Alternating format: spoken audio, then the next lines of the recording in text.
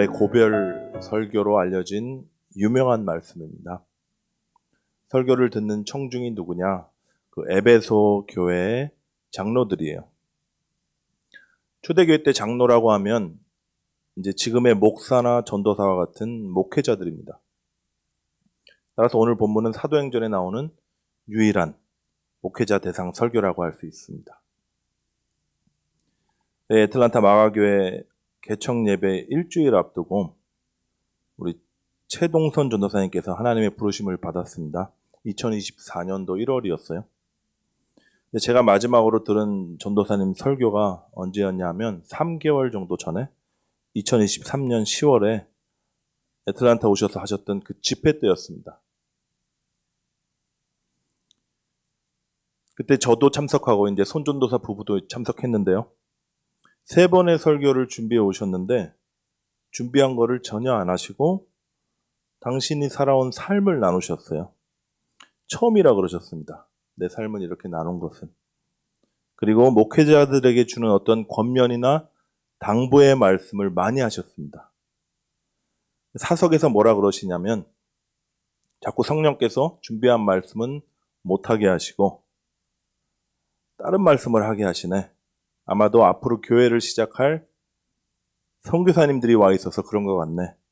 뭐 이런 말씀을 하셨던 기억이 납니다.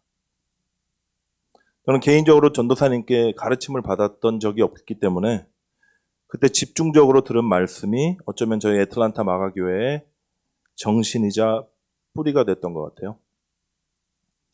무슨 말씀 들었는지 궁금하시죠? 저한테 개인적으로 오시면 알려드리겠습니다. 저희 교회 홈페이지에 들어가시면 그 문구가 있어요. 딱 대문에도 문구가 있고 또 교회 비전이나 어떤 목적 이런데 좀 글귀들이 있습니다. 그때 들었던 말씀들이 거기 녹아져 있으니까 한번 찾아보십시오. 어쨌든 오늘 본문에 나오는 바울의 설교를 묵상하면서 그 2년 전에 들었던 전도사님 설교가 이제 오버랩 되는 것 같아가지고 저한테는 개인적으로 큰 울림이 있었습니다. 바라기는 여러분에게도 이 설교를 통해서 그 울림이 전달되기를 소원합니다. 목회자 대상 설교니까 나를 대상으로 한 건 아니구나 하고 귀를 닫으시면요. 큰 손해를 보실 겁니다. 정말이지 바울 사역에 엑기스가 들어있는 그런 본문이에요. 사역의 내용이 열거되어 있는 것이 아니라 그가 어떤 태도로 삶을 살아냈는지 그리고 주님을 따르는 삶에 있어서 가장 중요한 것이 무엇인지 녹아져 있는 명설교입니다. 가장 유명한 구절, 다 아시는 구절을 제가 다시 한번 읽을게요. 오직 성령이 각성에서 내게 증언하여 결박과 환난이 나를 기다린다 하시나 내가 달려갈 길과 주 예수께 받은 사명 곧 하나님의 은혜의 복음을 증언하는 일을 마치려 하면은 나의 생명조차 조금도 귀한 것으로 여기지 아니하노라. 여러분 바울은 이미 알고 있었어요. 성령께서 바울이 예루살렘에 가면 결박당하고 또 고난당할 것을 이미 말씀해 주셨습니다. 그런데도 간다고 합니다. 사명자로서 은혜의 복음을 전하기 위하여 죽으러 간답니다. 여러분 이 고백 들으면 어떠세요? 저는 그랬던 것 같아요. 와, 이 바울의 의지와 열정을 보라. 정말 대단한 바울 아닌가? 여러분 이런 감탄이 나오시지 않은가요? 그리고 나서는 이렇게 생각했었습니다. 사명자로서 이 바울의 의지와 열정을 나도 본받자. 나름 애써보기도 했는데요. 잘 안 되죠. 결심을 해봐도 오래 못 갑니다. 이내 나는 바울의 발가락 때조차 안 되는 사람이구나 하고 낙심이 들고요. 바울 정도니까 이랬지. 나는 마음이 원이로 돼 육신이 약하구나. 그래서 어쩔 수 없구나 하고 체념합니다. 여러분 이 본문은요. 너희들 바울처럼 살아라 하고 지금 말씀하는 게 아니에요. 바울 안에 누가 살고 있는지 그리고 바울 안에 사시는 이가 어떠한 삶을 살아내게 하시는지 보여주고 있는 복음의 정수입니다. 바울 자신의 의지와 열정이 죽은 그 자리에서 그리스도께서 나타나세요. 그리고 그리스도의 의지와 열정으로 당신의 뜻을 이루시는 그런 얘기입니다. 여러분 한번 생각해 보세요. 바울이 자기의 열정, 자기의 의지가 충만해 있을 때 무슨 일을 했었죠? 스데반을 죽이고 교회를 핍박하고 그리스도의 원수로 행했습니다. 근데 예수님을 만나고요. 그런 바울은 죽었습니다. 그리고 이런 고백이 터져 나왔어요. 나는 죽고 이제는 내 안에 그리스도께서 사신다. 제가 가장 좋아하는 갈라디아서 2장 20절 말씀이니까 함께 봉독하시겠습니다. 시작. 내가 그리스도와 함께 십자가에 못 박혔나니 그런즉 이제는 내가 사는 것이 아니요 오직 내 안에 그리스도께서 사시는 것이라.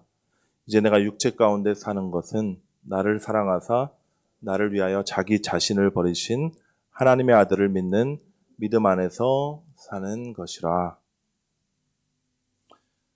내가 죽었다 하는 이 표현에는요, 여러 가지 의미가 들어갑니다. 바울의 지성도, 바울의 의지도, 감정도 죽었다는 의미가 들어있고요. 그의 열정도, 그의 소원도, 그가 그토록 옳다고 여기던 그 사역과 비전까지도 그리스도와 함께 십자가에 못 박혀 죽었다고 지금 고백하고 있는 거예요.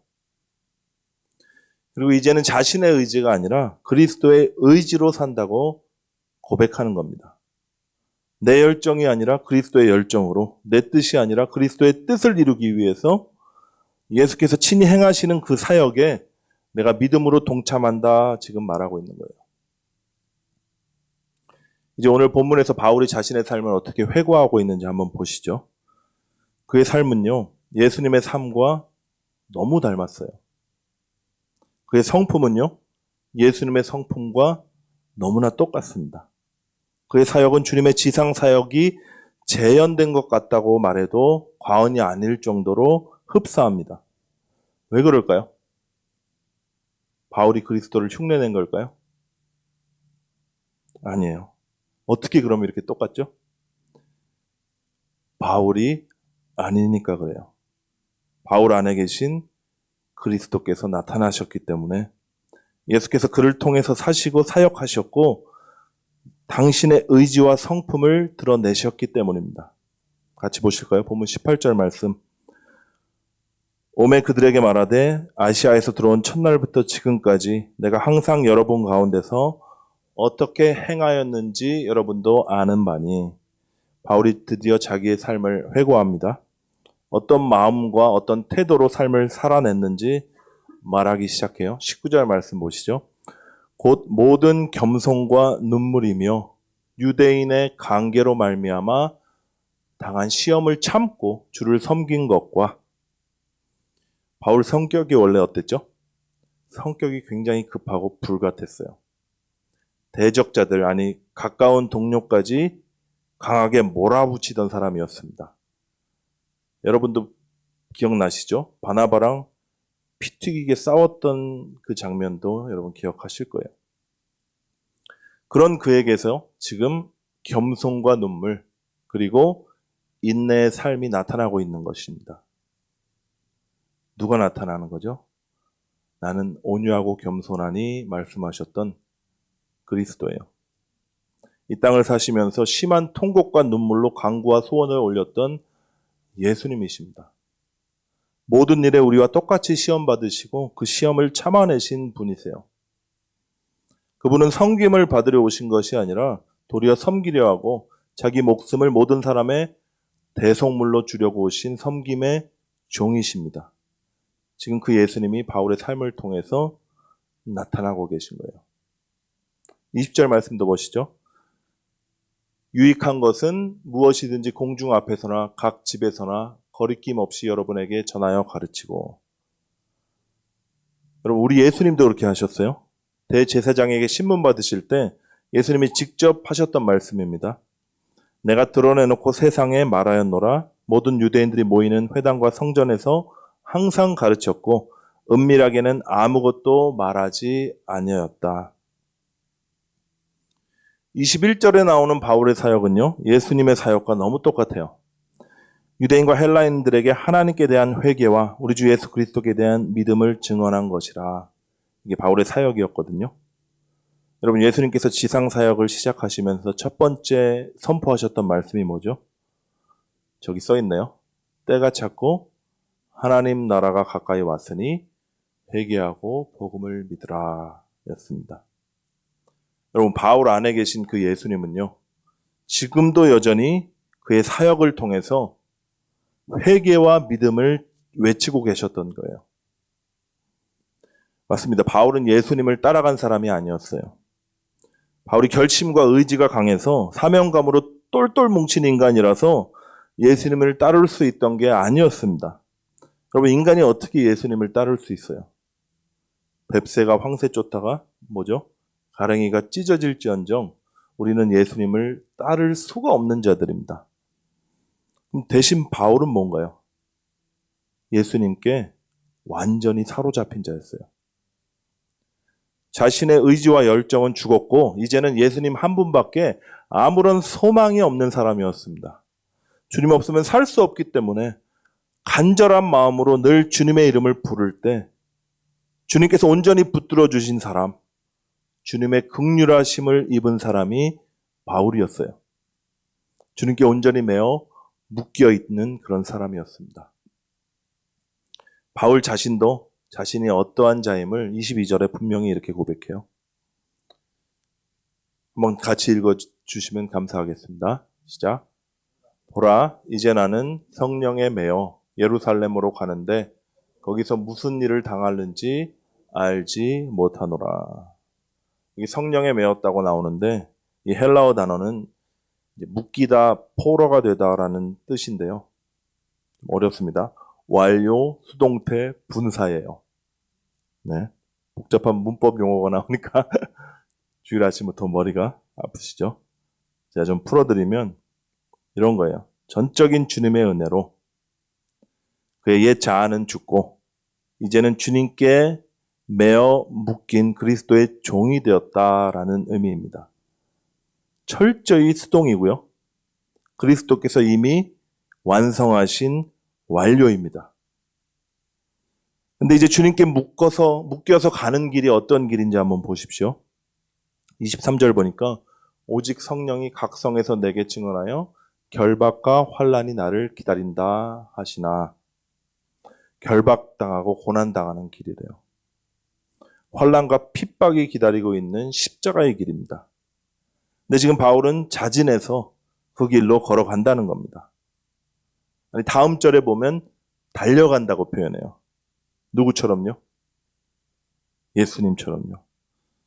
처음 읽었던 본문 24절 다시 봉독할 텐데요. 처음 읽을 때와 어떻게 다르게 다가오는지 한번 느껴보시면 좋겠습니다. 같이 읽겠습니다. 내가 달려갈 길과 주 예수께 받은 사명 곧 하나님의 은혜의 복음을 증언하는 일을 마치려 하면은 나의 생명조차 조금도 귀한 것으로 여기지 아니하노라. 여러분, 아직도 와, 바울 대단하다. 그의 의지와 열정을 보라. 이런 생각이 드시나요? 성령께 매어서 가는 길입니다. 그리스도께 묶여서 지금 가는 거예요. 도망갈 수도 벗어날 수도 없는 사명의 길이기에 바울의 결단과 의지로 갈 수 없는 길입니다. 온전히 성령께 사로잡혀서 예수님께 붙들려야만 갈 수 있는 것이 바로 사명자의 길이에요. 바울이 이어서 이렇게 말씀하죠. 보라, 내가 여러분 중에 왕래하며 하나님 나라를 전파하였으나 이제는 여러분이 다 내 얼굴을 보지 못할 줄을 아노라. 예수님도 십자가의 길에 들어서기 직전에 이 말씀 제자들에게 하셨거든요. 조금 있으면 너희가 나를 보지 못하겠고. 근데 예수님의 말씀은 여기가 끝이 아니었어요. 또 뭐라 그러시냐면 또 조금 있으면 나를 보리라 하셨어요. 뭐죠? 당신의 죽음과 부활을 말씀하신 거예요. 여러분, 바울이 그토록 사랑했던 그 에베소의 제자들은요, 바울을 그토록 존경하고 사랑했던 그들은 이제 바울의 얼굴을 다시는 보지 못하게 됩니다. 왜냐하면 예루살렘에 갔다가 붙잡혀서 로마로 끌려가거든요. 근데 또 보게 되는 거예요. 어떻게 보죠? 바울 안에 부활하신 그리스도를 보게 되는 것입니다. 바울을 사랑하셨고 바울을 용서하셨으며 바울을 긍휼히 여기시고 바울을 인도하셨던 그 예수님을 보는 거예요. 그리고 지금까지 우리도 지금 바울을 통해서 그 예수님을 보고 있습니다. 이제 이 바울이 에베소 장로들에게 교회를 부탁해요. 시간 바울 안에 계신 그 예수님께서 우리에게 주시는 말씀으로 받았으면 좋겠습니다. 28절 말씀이에요. 여러분은 자기를 위하여 또는 온 양떼를 위하여 삼가라. 성령이 그들 가운데 여러분을 감독자로 삼고 하나님이 자기 피로 사신 교회를 보살피게 하셨느니라. 여러분, 하나님의 피로 사신 교회래요. 어린 양의 피, 그 흠없고 점없는 어린 양의 피로 사신 교회랍니다. 그게 누구죠? 저와 여러분이에요. 가슴 떨리지 않으세요? 하나님 피로 사셨대요. 나만 그런 존재가 아니라 하나님의 사랑을 입은 존재가 아니라 지금 옆에 앉아있는 지체들 역시 하나님의 피로 사신 그분의 교회입니다. 그래서 서로 보살피며 서로 사랑하라고 지금 권면하고 있는 거예요. 여기서 삼가라라는 권면은요, 단순히 너희들 주의해라, 조심해라 이런 수준이 아닙니다. 너희 자신의 의지와 열심을 내려놓고 그리스도께 붙들림을 받아야 산다 이 말씀이에요. 그리고 그리스도께 붙들림 받으면 어떠한 삶을 살게 되는지, 어떤 열매를 맺게 되는지 또 32절 말씀에 이렇게 나옵니다.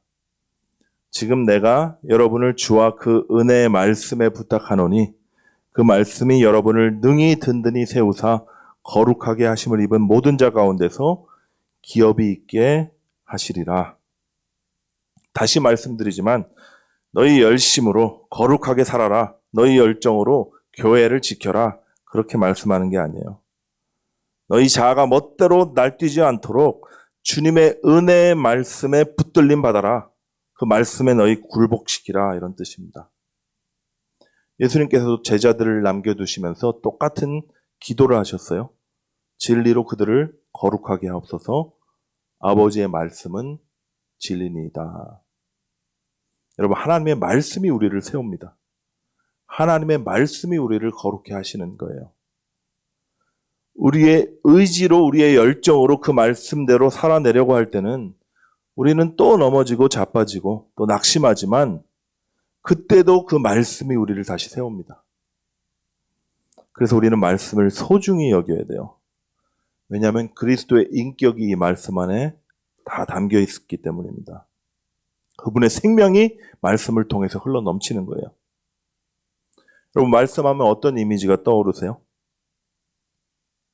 주로 하라 하지 마라 이런 권면이 많죠. 근데 성경은 말씀이 유일한 무기라고 말씀하십니다.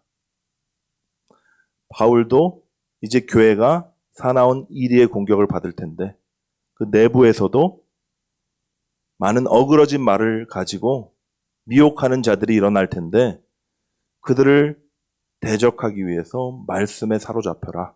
지금 그렇게 얘기하고 있는 거예요. 제가 몇 주 전에 나왔던 에베소서에 나오는 전신갑주 기억하시죠? 그리스도로 옷 입어야 된다. 그리고 믿음의 방패를 들어 그리스도 뒤에 숨어야 된다. 그렇게 말씀드렸는데 유일한 공격 무기로 성령의 검이 나옵니다. 성령의 검, 곧 그리스도의 말씀이에요. 생각해 보세요. 어떻게 권면과 충고들로 이렇게 점철된 이 말씀이 무기가 될 수 있을까요? 무슨 부적이면 딱 들면 될 텐데 악령을 내쫓는 주문이면 우리가 중얼거리면 악령이 쫓겨날 것 같은데 근데 우리에게 주어진 말씀은 권면들이고 또 충고들이 많아요. 이게 무슨 의미냐? 순종을 통해서 세상을 이기라는 거예요. 우리에게 주어진 이 말씀을 우리의 순종을 통해서 이 세상을 이기는 무기로 삼으라는 겁니다. 제가 여러분에게 여쭐게요. 내 힘으로, 내 결심으로 말씀에 순종하려고 해보셨죠?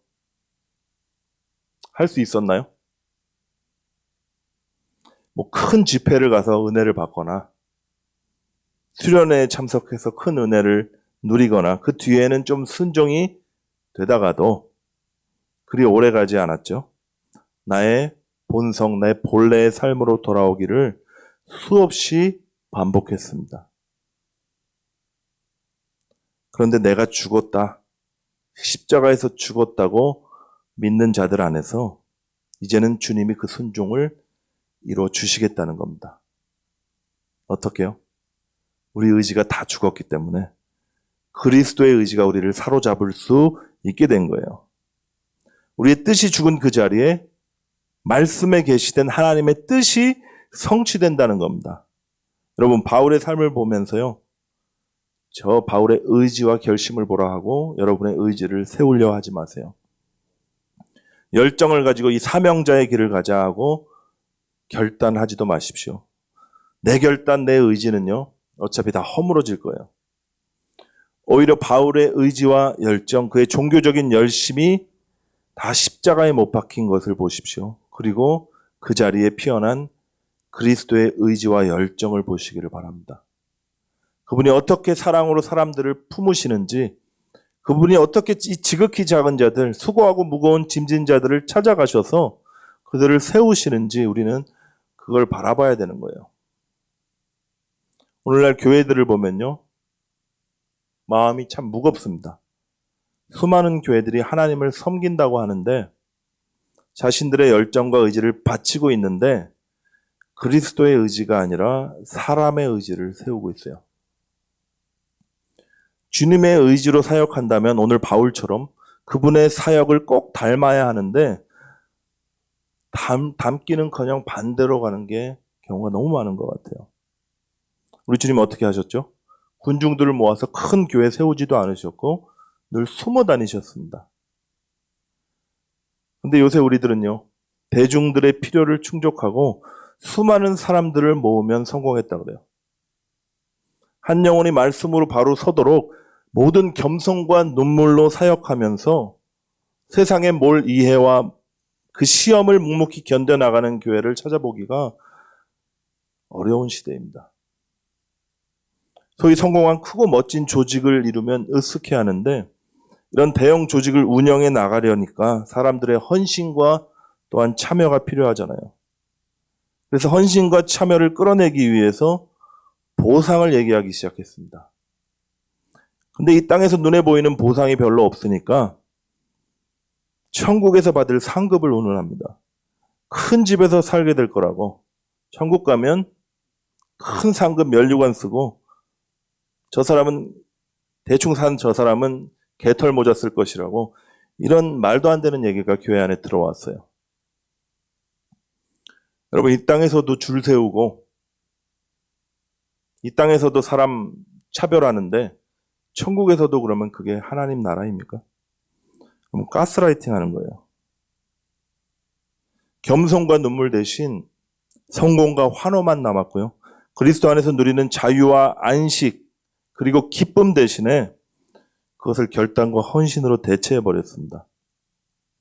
지극히 한 영혼을 찾아서 나서는 그 수고 대신에 큰 건물을 지어놓고 화려한 예배를 마련하고 수많은 프로그램으로 대중을 모으는 그런 형국이 펼쳐진 거예요. 여러분, 우리 주님 탄식하십니다. 예수님께서 바울의 입을 통해서 에베소 장로들에게 부탁한 권면은 이런 종류의 것이 아니었어요. 굉장히 단순합니다. 한번 들어보시죠.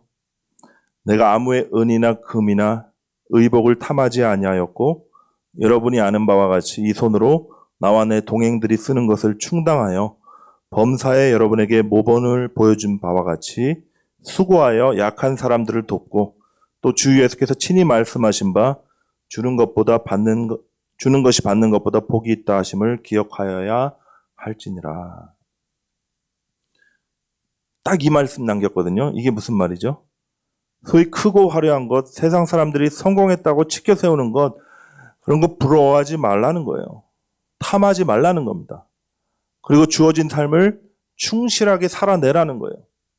성스러운 것과 속한 것을 구별하지 말고 아버지는 아버지로서, 어머니는 어머니로서 남편, 아내로서 그리고 사회인으로서 하나님이 허락하신 그 삶 속에서 그리스도의 성품과 사역을 열매 맺으라는 겁니다.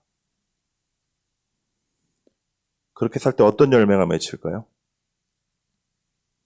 수고하고 무거운 짐진 자들, 아프고 연약해서 쓰러진 사람들을 불쌍히 여기고 그 사람들을 돕는 삶이 맺히는 거예요. 우리 예수님 이 땅 가운데서 그렇게 사역하셨습니다. 우리 요한복음 통해서 봤죠? 어떻게 사셨죠? 베데스다 연못가에서 구원의 샘이 눈앞에 있는데 한 발짝도 못 움직이는 그 안진뱅이를 찾아가서 일으키셨습니다. 놀라운 생명의 말씀을 전할 때 수많은 사람들이 감복했죠. 표적과 기사를 목격할 때 환호하는 군중들도 엄청났습니다.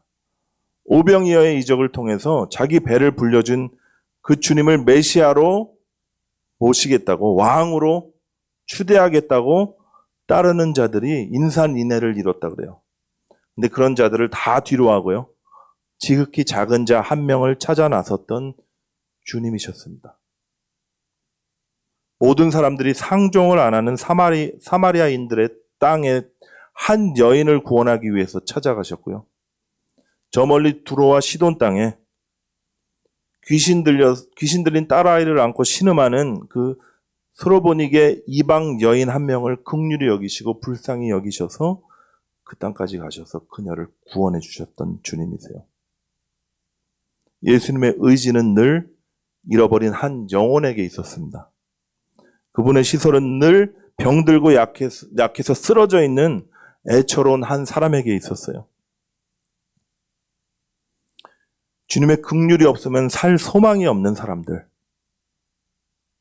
병자들, 세리들, 창기들, 그리고 사람 취급도 못 받던 이방인들, 그리고 여인들에게 그분의 시선은 있었어요. 그리고 그분의 시선은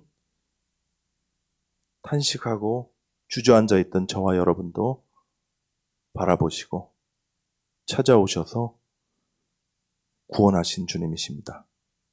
제가 이번 주에 최전도사님 생각을 많이 해서 그런지 하여튼 전도사님 말씀을 하나만 더 드릴게요. 전도사님이 수년간 여기 아틀란타에 1년에 수차례 오셔가지고 집회를 하셨거든요. 한 7년 하셨다고 제가 얼핏 들었는데, 집회를 하러 오시면 무슨 광고도 하지 않으셨고 사람들을 모으지도 않으셨습니다. 그저 몇 아는 사람들끼리 전도사님 언제 또 오신다더라 하고 그 주변에 정말 힘들고 어려운 사람들을 초청했어요. 저도 2016년인가 한번 참석하고요. 그때 미국에 방문했을 때. 그리고 선교주에서 돌아온 후에 몇 번 참석했는데 말씀이 너무 좋은데 의아했던 것은 사람이 별로 없는 거예요. 많을 때는 한 3, 40명, 적을 때는 20명이 채 안 됐던 것 같아요. 제가 LA 방문했을 때 최 전도사님 댁에 있을 때 전도사님 사모님이 그러시더라고요. 사람도 얼마 안 모이는데 왜 그렇게 힘들게 매번 애틀란타를 자주 가냐. 여기 LA에도 사역이 얼마나 많은데 이제 좀 그만 가지. 전도사님 그때 아무런 대답을 안 하시더라고요. 나중에 저녁 때 저한테 이렇게 얘기하시는 겁니다. 애틀란타에 너무 마음이 힘들고 지친 사람들이 많아서 한 명이라도 만날까 하고 오신다고요. 그때 알았죠. 예수님의 마음이구나. 정말 복음이 없으면, 주님이 없으면 숨조차 쉬기 어려운 그 한 영혼, 혹시 주님 만나게 해주실까 하고 그 한 영혼 바라보면서 기대하면서 오시는구나. 여러분, 이게 예수님 마음입니다. 예수님의 의지고 그분의 뜻이에요. 우리 애틀란타 마음이 가난한 사람들의 교회는 그 예수님의 마음 위에 세워진 교회입니다. 우리의 의지, 우리의 열정, 우리의 뜻, 소원은 이미 다 예수 그리스도와 함께 십자가에 못 박혀 죽었어요. 우리 안에 사시는 그 주님이 나타나실 겁니다. 주님은 저와 여러분을 통해서 당신의 뜻을 이루실 거예요. 이 땅에도 아직도 신음하는 잃어버린 한 영혼을 찾으실 겁니다. 주님 보내주시는 그 한 영혼 붙들고 겸손한 마음으로 섬기고 또 함께 울고 웃으면서 회복되는 그런 공동체 되기를 정말 간절히 소망합니다. 제가 개척교회 하면서 알게 됐는데 교회에 상처받은 분들이 너무 많아요. 목사에게 상처받고 장로에게 상처받고 집사에게 상처받아서 정말 이제 교회 하면 지긋지긋하다 하고 얘기하시는 분들을 많이 만났습니다. 여러분, 이분들의 다친 마음의 빗장을 열 수 있는 건 오직 성령님이신데 그분이 어떻게 일하시냐? 참 그리스도인들의 사랑과 헌신, 섬김을 통해서 일하십니다. 주님께서 친히 이들의 굳은 마음을 부드러운 옥토로 바꿔주시기를 바라시는데 우리 함께 하자 그러시는 거예요. 우리의 의지와 열심으로 행하면 이 섬김마저 내 자신을 증명하고 나를 자랑하는 그 자랑이 될 텐데 내 안에 계신 주님의 의지로 그분의 뜻을 친히 이루시는 그 주님의 사역으로 우리가 행한다면 우리는 주님께서 행하시는 역사를 보게 될 것입니다. 그리고 이렇게 고백하게 될 거예요. 주님, 저는 무익한 종입니다. 주님의 의지로, 주님의 힘으로, 주님의 뜻으로 마땅히 해야 될 일을 한 것입니다. 모든 것이 주님께서 하신 것입니다. 이제는 우리 의지까지 주님께 드렸으면 좋겠습니다. 우리의 감정도, 우리의 뜻도, 우리의 비전도, 사역도, 소망도 다 주의 십자가 앞에 내려놓고 예수님 나를 통해서 예수님께서 하시고자 하는 일들을 이루시옵소서 그렇게 기도했으면 좋겠습니다. 먼저 찬양하시고 각자 기도하고 또 축도로 예배 마치도록 하겠습니다.